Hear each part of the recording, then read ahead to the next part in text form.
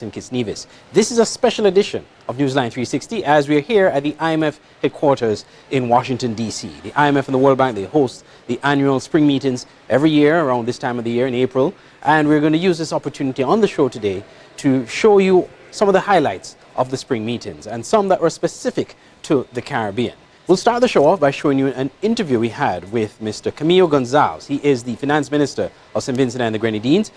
During the IMF meetings, he chaired a sideline meeting of the Commonwealth Small Island Developing States on matters pertaining to climate financing and vulnerabilities, and how these small countries can maintain their debts and also their financial stability in the midst of climate vulnerabilities. We had a very interesting interview, an exclusive interview with Mr. Gonzalez. We'll share that interview right now with you in its entirety.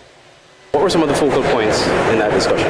Well, the issue that we're focusing on most is how can we coordinate as small states, small island states, other small states within the Commonwealth, to harmonize our message about some of the challenges that we're facing, some of the areas for reform that we think are necessary, and some of the solutions that we can come up with on our own to some of the existential challenges that we have to deal with and have in common as small states across the Commonwealth and indeed across the world. So what we were talking about was distilling our challenges, our complaints, our issues into a series of items upon which all of us can agree, and to discuss advocacy points where we can highlight these challenges to the international community at various specific fora to bring our case in a cogent, coherent and focused way to the international community so that we can get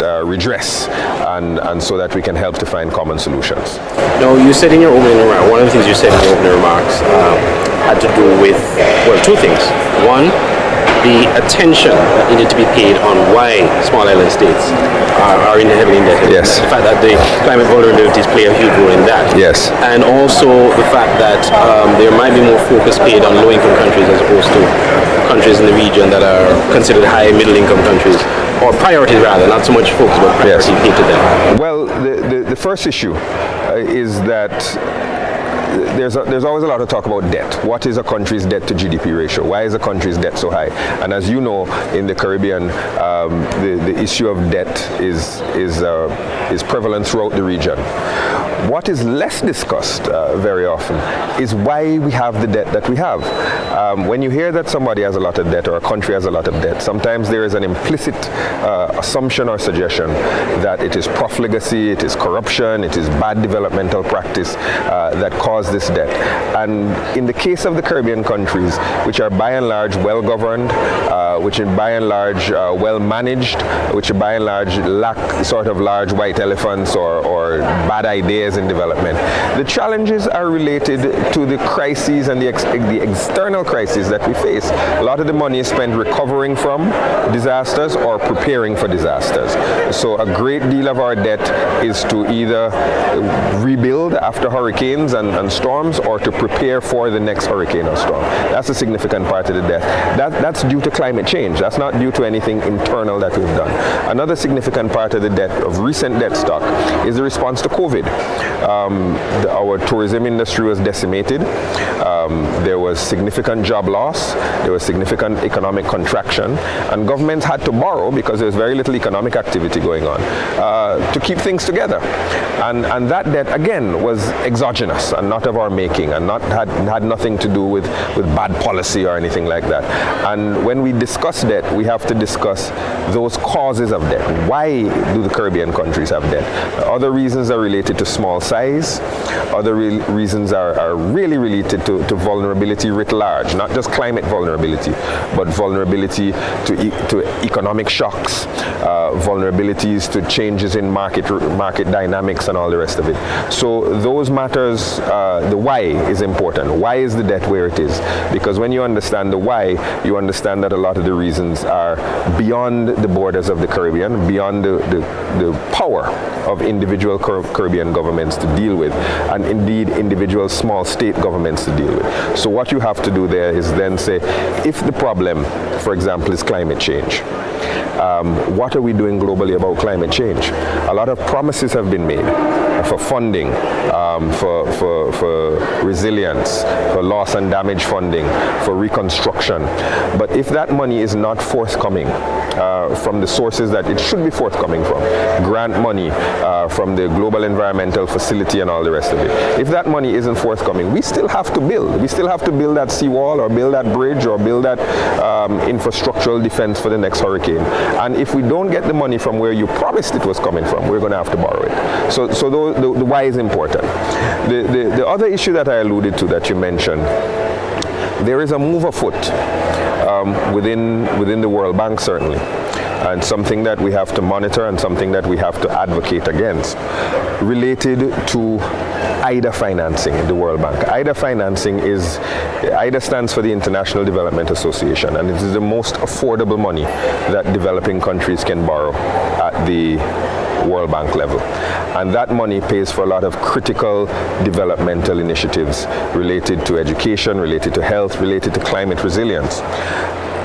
We've typically been able to borrow that money at very low interest rates and repay it over a very long period of time. And so it's very, very critical to all of our developmental aspirations. Years ago, they began to divide the countries in terms of who is richer and who is poorer. And the poorer countries got more money and the richer countries got less, neglecting the issue of vulnerability. Now there is a second move afoot that's being proposed to shorten the time within which you have to repay the money and increase the interest on that money. And the logic that they're providing is, well, you know, it's limited money and we have to give the money to the poorer countries because you guys aren't as poor as other countries. That argument ignores vulnerability, which is something we've been stressing for the longest time. Vulnerability is important. One storm can set countries back decades. The second issue that it ignores the arguments we've been making all along about debt to GDP ratios and GNI, gross national income, income per capita, being a poor measure of a country's wealth. In very small countries, St. Kitts and Nevis, for example, you have 50,000 people. If you look at the per capita GDP, per capita GNI, you would think that everybody in St. Kitts is wealthy. But that's not the case. It's that you have an amount of money divided by a very small number of persons, so it's a misleading number that is created. Similarly, in St. Vincent and the Grenadines with 110,000 people. Income per capita is not a measure in the Caribbean context, in a small state context, of wealth. You need other measures and you need to consider vulnerability. And when you don't, you run into these situations where people are trying to take money, needed money, away from you and to say, well, you guys are better off and you guys are wealthy. We know that in the Caribbean and in small states, first of all, there are intractable pockets of poverty that have to be dealt with. And secondly, there are high levels of vulnerability.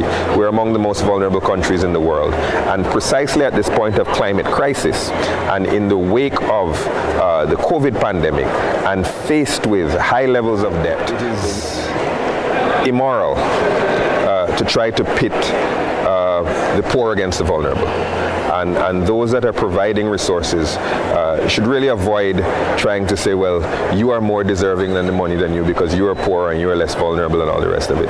All of us are developing countries, and in the face of the new and emerging crises that we're facing, new and emerging challenges, particularly climate, but also related to globalization and the interconnectedness of all of our countries, you can't say that you want to pit vulnerable St. Vincent against poor Burkina Faso. It is an immoral and an unjust way to allocate development resources, and we are going to oppose that. But even on that note, you spoke about the GNI, which Caribbean countries for years have been calling for a change. Are you optimistic that anytime soon organizations like the IMF, the World Bank, will move away from this measurement? Well, let's be fair. The International Monetary Fund, which traditionally or historically has been most inflexible of entities, has shown some willingness to consider vulnerability, and they've created new measures like their Resilience and Sustainability Trust, which is predicated on the idea of vulnerability. Now, it still has many flaws, and which is why a lot of countries have not taken it up in the Caribbean. But it has shown a willingness to consider the issue of vulnerability. The World Bank has considered vulnerability in the past, but not in the systematic, structured way that is necessary for vulnerability to be mainstreamed as a consideration related to countries, which is why the Commonwealth has been doing a lot of work on for want of a better word, a vulnerability index. Antigua and Barbuda has been also advocating a similar, slightly different, but very similar vulnerability measure.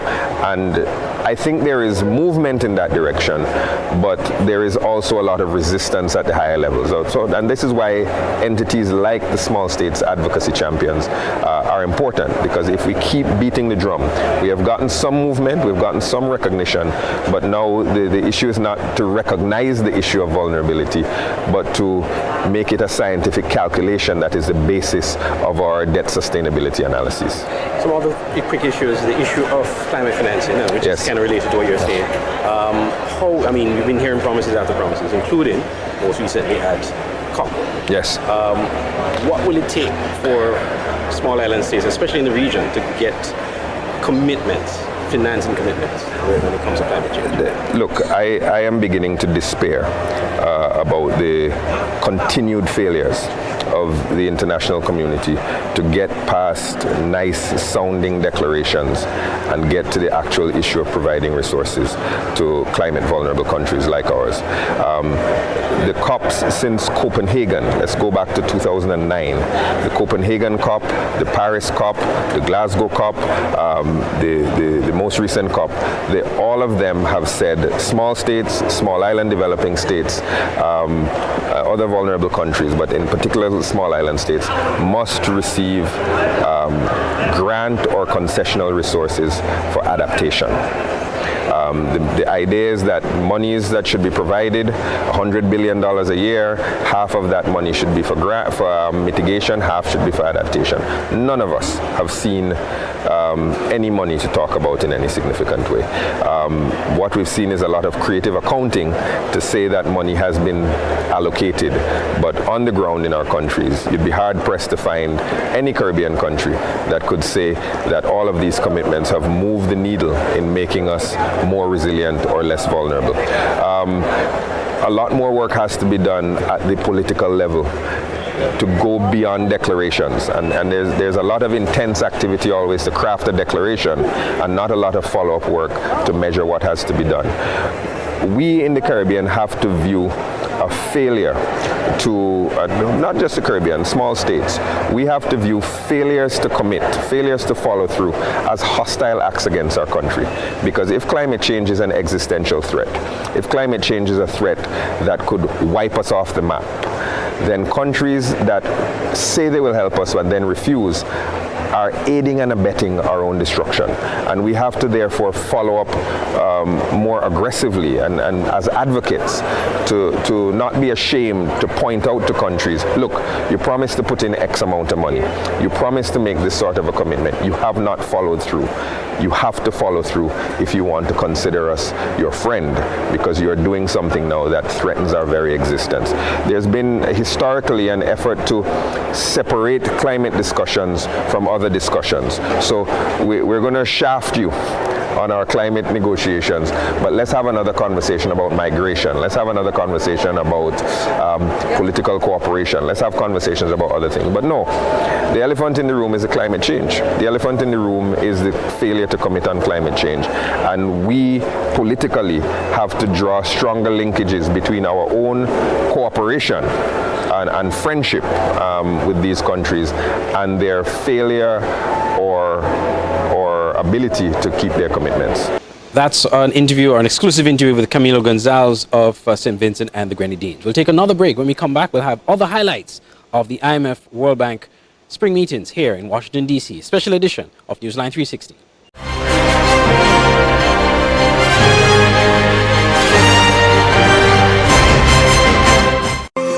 Hope Economics is an economic and development consulting firm specializing in economic policy, advising, business and trade advisory, research and project management. We work with governments, private sector agencies, multinational institutions, and non-profit organizations across the Caribbean region. Led by Principal Consultant Kevin Hope, Hope Economics applies rigorous analytic skills and local knowledge to address key challenges facing Caribbean economies. They work closely with governments and partners to design evidence-based solutions and support sustainable development across the region. For more information or to book services, email admin@hopeeconomics.com or contact WhatsApp 268-721-0936 or 203-257-8785. Hope Economics. Your dreams are our mission.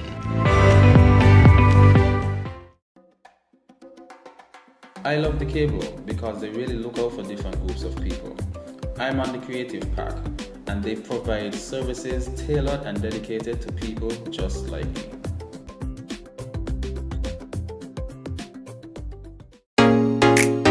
Introducing St. Kitts and Nevis's newest TV channel, Television Caribbean, TVC Channel 40 on the cable's Ultra TV. TVC promises to deliver the finest in television broadcasting in St. Kitts and Nevis and the Caribbean, with some of the best local programs in news, sports, and entertainment. Join us for Insights, where we delve into the lives of our guests. Let me see what happens if I put this to it. Big explosion, like, okay, note to self, don't do that again. Or get in-depth analysis on Newsline 360. We have sports, entertainment, and inspiration. It's all here on TVC Channel 40 on the cable's Ultra TV, on TelTV cable network in St. Martin, and on our website www.tvcplus.live. TVC Channel 40. See the difference. Online radio has never been this great. It's Voice of the Caribbean Radio at voiceofthecaribbean.net. Tune into Voice of the Caribbean Radio for great Caribbean programs, news, entertainment, sports, and current affairs. Wake up each morning and be inspired with One Day at a Time with Kim Huie. Stay abreast with news across the Caribbean and internationally with the Caribbean News Hour, and be entertained with shows like Reggaeville, Caribbean Classics, and Jive Music Show. Visit our website or listen us on TuneIn Radio. There is so much more on Voice of the Caribbean Radio, reaching the Caribbean and beyond. Check website or program schedule. The SKN Newsline website now offers you more news. Log on to www.sknnewsline.com for local, regional, and international news. You can also watch the latest newscast and keep abreast with news in sports, all from sknnewsline.com. That's www.sknnewsline.com. News at your fingertips. I love the cable because they're real. What you see is what you get. No hidden agenda, no tricks, just real, honest communication.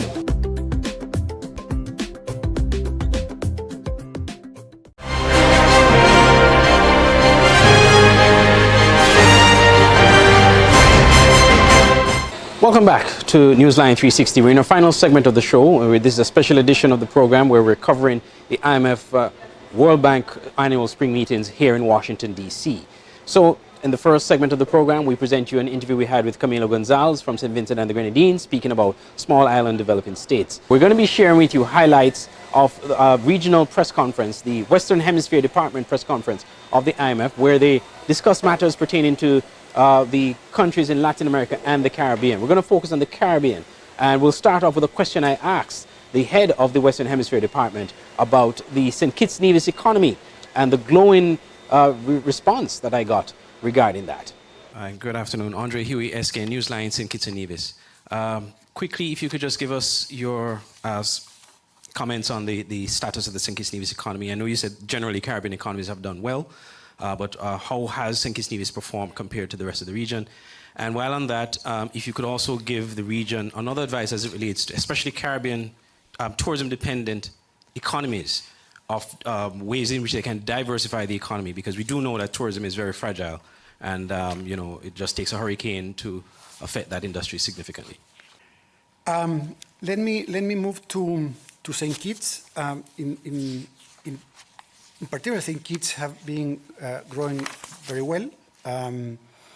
We expect that the economy will continue to grow by 3% on average in the medium run. 3% medium run is higher than the average of the region. There is only 2. That's our call for potential growth enhancing reforms. And in the case of St. Kitts specifically, we think that it's very important to continue advancing in the transition to renewable energy, to increase capital expenditure in water infrastructure and climate adaptation, also to better target current expenditures. And finally, we have put emphasis on tax reform and revenue mobilization to reduce reliance on citizenship by investment, which is a welcome income source, but we cannot bet that it's forever there. Hi, good afternoon. Jermaine Abel, SKN Vibes in St. Kitts. I have 2 regional questions and 1 country-specific question. Start with the regional questions.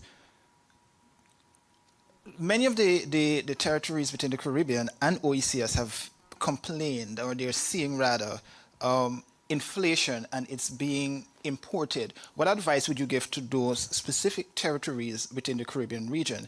Climate financing. There has been a concern, and just recently during this week, the Minister of Finance, specifically within St. Vincent, raised this concern. Reclassification, is there any consideration by the IMF to reclassify them as not necessarily being high income earning countries, specifically when they're going to be affected by hurricanes, stronger, more rainfall and so forth? And country-specific question, Haiti, regarding what's the IMF's approach to Haiti, and is there any possibility of financing for Haiti? Thanks. Perfect. Well, the Caribbean region has done, as the rest, pretty well in the last few years. If you would have put the shocks that were coming 5 years ago in the future, I would have been very worried.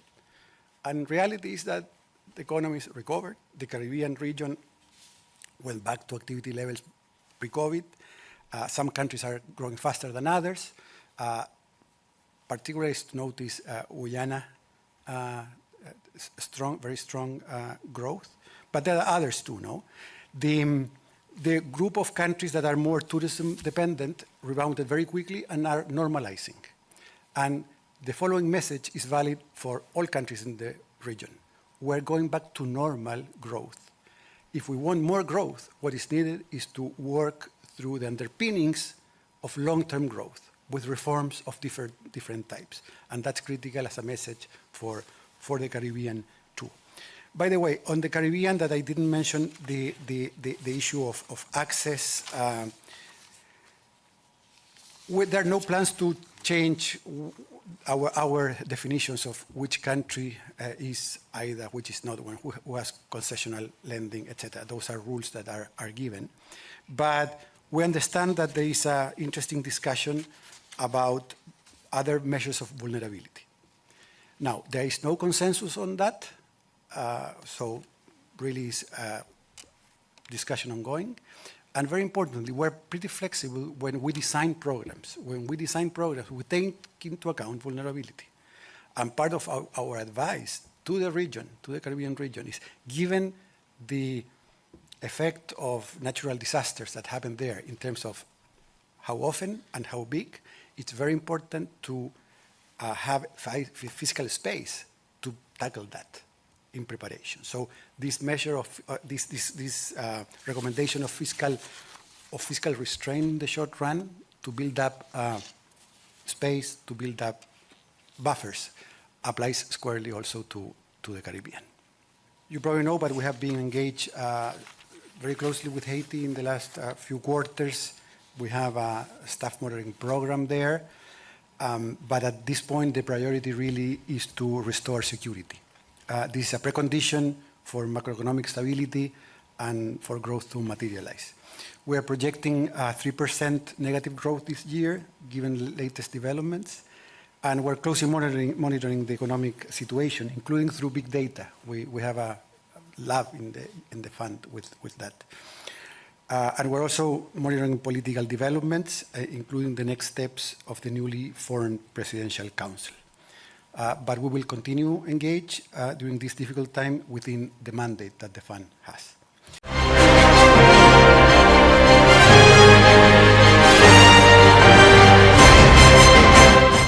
There's a positive prognosis for the global economy.